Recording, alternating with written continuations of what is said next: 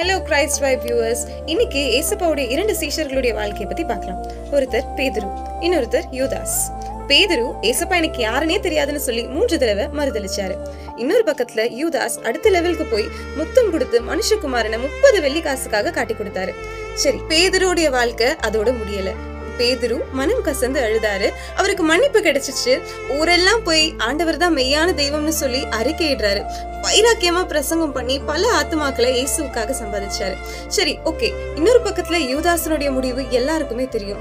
யூதாஸ் தன்னுடைய வாழ்க்கையவே முடிச்சுக்கிட்டாரு. சாத்தான் யூதாஸின் மனசுக்குள்ள புகுந்ததால அவனுடைய முடிவு பரிதாபமா போச்சு. காட்டி கொடுத்ததுக்கு அப்புறம் கூட ஏசப்பா யூதாஸை பார்த்து சிநேகிதனே அப்படின்ட்டு கனிவாதான் கூப்பிட்டாரு. இருந்தாலும் யூதாஸுடைய முடிவு மாற்ற முடியாத ஒன்றா மாறிடுச்சு.